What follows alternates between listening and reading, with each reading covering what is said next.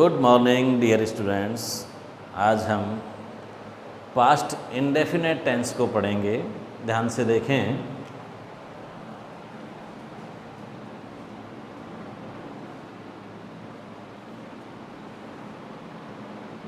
Past indefinite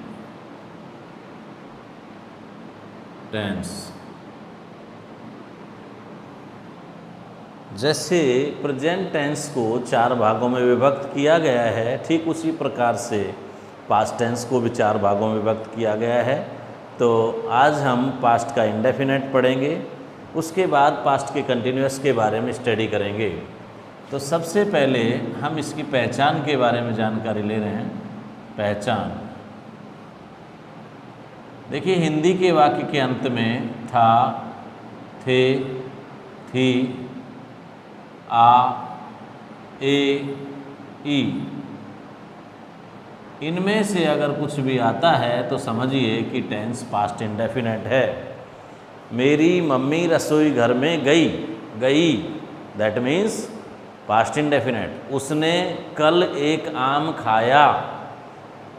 मैं कल आगरा जाऊंगा, जाऊंगा में गा आ गया तो वो फ्यूचर में गया। बाकी में मैंने कल एक आम खाया, वो आ पास्ट इंडेफिनेट टेंस को रिप्रेजेंट करता है। तो दूसरे नंबर पर हम इसके कीवर्ड्स की स्टडी करेंगे।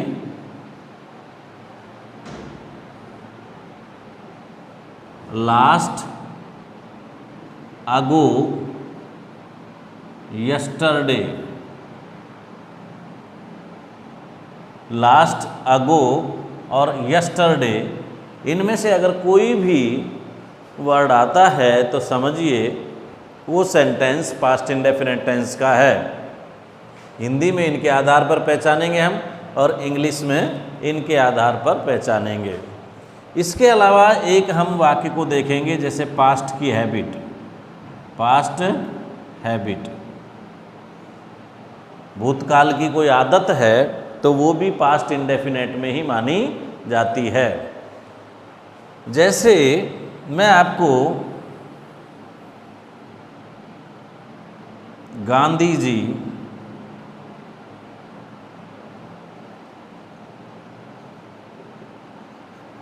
ऑलवेज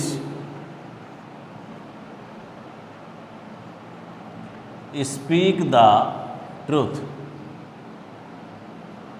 एक सेंटेंस ये लिखता हूँ और दूसरा लिखता हूँ, मोहन ऑलवेज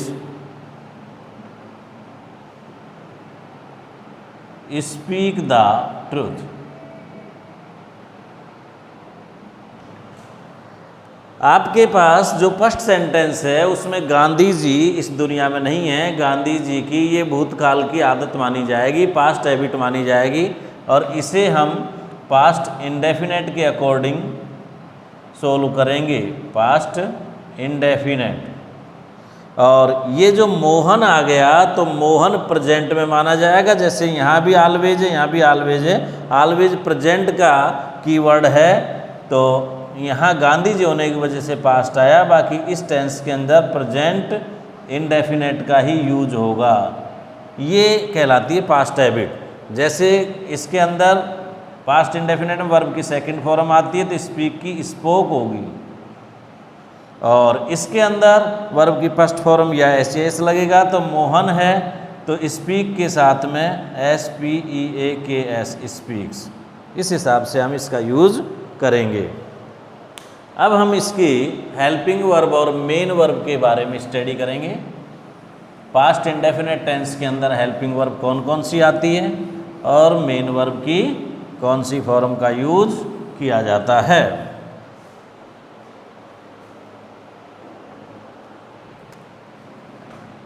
थर्ड नंबर पर helping verb. Helping verb past indefinite tense के अंदर हेल्पिंग वर्ब, देखिए अफर्मेटिव जो सेंटेंसेज होते हैं उनमें तो नो हेल्पिंग वर्ब, कोई हेल्पिंग वर्ब होती ही नहीं है। नेगेटिव एंड इंटेरोगेटिव के अंदर हेल्पिंग वर्ब होती हैं डिड, कौन सी हेल्पिंग वर्ब आती है? डिड हेल्पिंग वर्ब का यूज किया जाता है। तो किस सब्जेक्ट के साथ कौन सी आएगी? ऑप्शन है ही नहीं, तो सभी सब्जेक्ट्स के साथ में डिड का यूज होगा। फोर्थ नंबर पर मेन वर्ब लेंगे हम। मेन वर्ब देखिए, अफर्मेटिव के अंदर वर्ब की सेकंड फॉर्म यूज में आती है और नेगेटिव एंड इंटेरोगेटिव इसके अंदर वर्ब की फर्स्ट फॉर्म का यूज किया जाता है। फर्स्ट फॉर्म कहाँ आएगी, सेकंड फॉर्म कहाँ आएगी, ये आपको विशेष ध्यान रखना है। अफर्मेटिव के अंदर सेकंड फॉर्म का यूज होगा, नेगेटिव और इंटेरोगेटिव के अंदर वर्ब की फर्स्ट फॉर्म यूज में ली जाएगी। इसके बाद इसका स्ट्रक्चर पढ़ेंगे हम।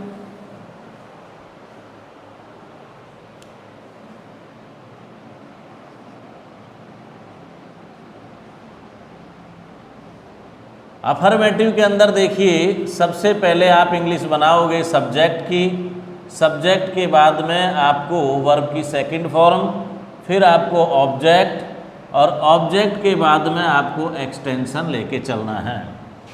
नेगेटिव का जो पैटर्न होगा, नेगेटिव में डिड नॉट का यूज करेंगे आप, सब्जेक्ट के बाद में डिड नॉट, और वर्ब की सेकंड फॉर्म को आप फर्स्ट में परिवर्तित कर देंगे क्योंकि इसमें वर्ब की फर्स्ट फॉर्म यूज में ली जाती है। ये आपका नेगेटिव हो गया। और इंटेरोगेटिव सेंटेंस का जब हम पैटर्न बनाएंगे तो हेल्पिंग वर्ब सब्जेक्ट से पहले यानी कि डिड का यूज कर देंगे, did plus subject plus verb की फर्स्ट फॉर्म प्लस ऑब्जेक्ट, ये क्वेश्चन मार्क आ जाएगा आपका। और डबल इंटेरोगेटिव जो होता है,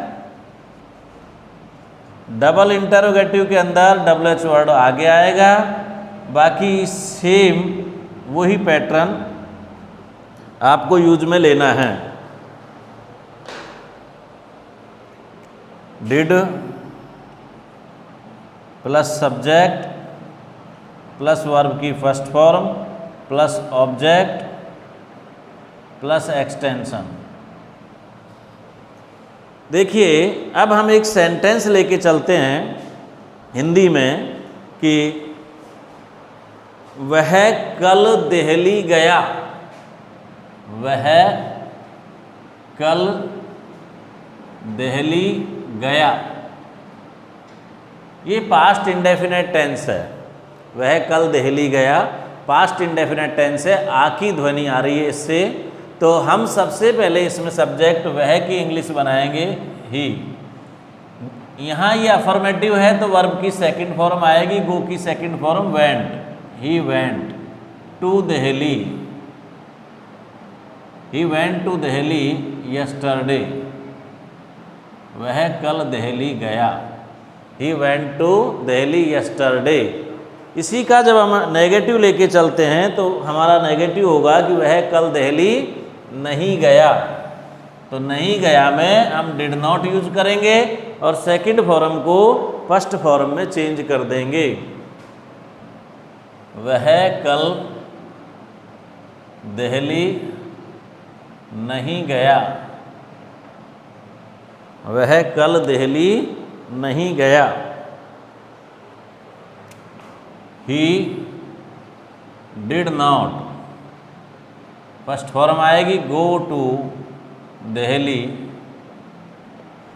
यस्टरडे, वह कल दिल्ली नहीं गया।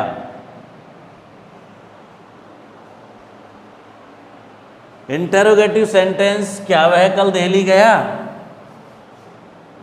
क्या वह दिल्ली गया?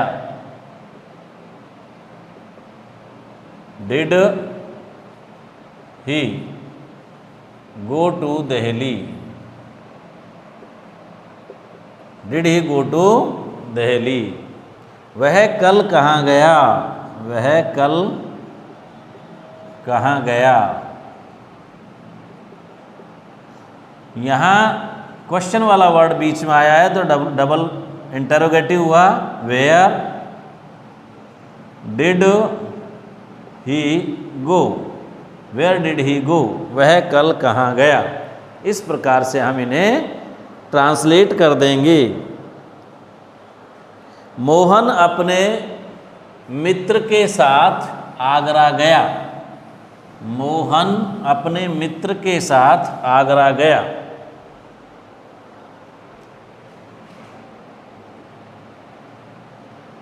मोहन अपने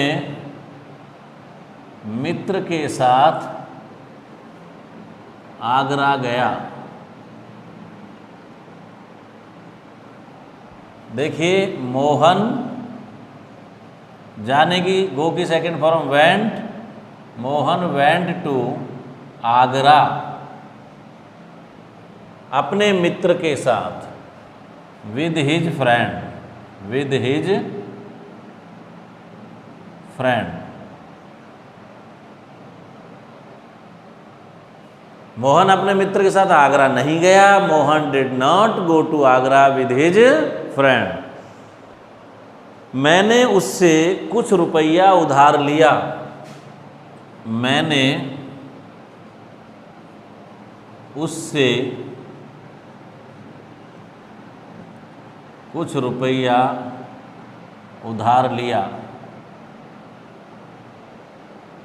लिया पास्ट इंडेफिनेट है। मैंने सब्जेक्ट रूप में आया है, आई बनेगा। लिया I borrowed, B O, borrow की second form borrowed, B O double R O W E D, I borrowed कुछ रुपया, some money, I borrowed some rupees, I borrowed some rupees उससे, from him, I borrowed some rupees from him, मैंने उससे कुछ रुपया उधार लिया।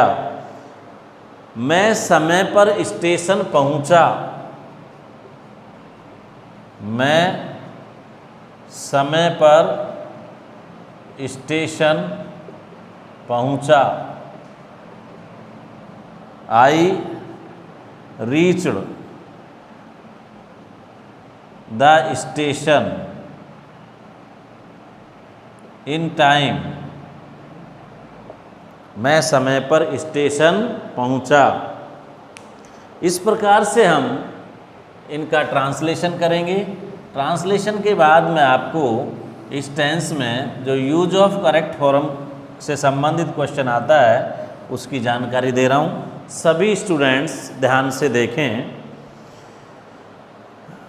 तो देखिए India,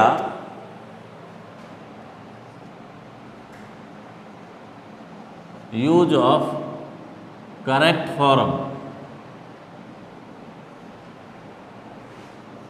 India get freedom in 1947। यहाँ हमें ना लास्ट मिला है, ना अगो, ना यस्टरडे, लेकिन हमें पता है 1947 एक बीता हुआ समय है। इसको हम पास्ट इंडेफिनेट के अंदर काउंट करते हैं। तो यहाँ आपको गेट की सेकंड फॉर्म यूज करनी होगी गॉट, क्योंकि ये पास्ट इंडेफिनेट है। तो India got freedom in 1947। Bharat को 1947 में आज़ादी मिली। They visit the zoo last month. They visit the zoo last month. अब इसको हम थोड़ा सा इस टाइप से कर दें, not. They not visit the zoo last month. तो अब ये नेगेटिव हो गया, बाकी है पास्ट का ही, तो नेगेटिव में हमें डिड का यूज करना है। तो did not visit first form आएगी, अब सेकंड नहीं आएगी। नॉट नहीं लगता तो they visited the zoo last month, not लगा हुआ है तो they did not visit the zoo last month. After this sentence he go to Jaipur yesterday। He go to Jaipur yesterday। देखिए लास्ट अगोर यस्टरडे, यस्टरडे आया है, टेंस पास्ट इंडेफिनेट है, गो की second form क्या आएगी? Went. He went to Jaipur yesterday. सभी students ध्यान से देखें, I the bus leaving a few minutes ago. I the bus leaving a few minutes ago. I the bus leaving, I the bus leaving a few minutes ago. यहाँ C में से आपको देखना है, मैंने बस को देखा कुछ मिनट पहले छूटते हुए, तो यहाँ अगो आ गया, तो आपको पता है पास्ट इंडेफिनेट है, सी की सेकंड फॉर्म हम यूज करेंगे saw. I saw the bus leaving a few minutes ago. इस हिसाब से आपका ये सेंटेंस कंप्लीट होता है। The water in the pond, next the water in the pond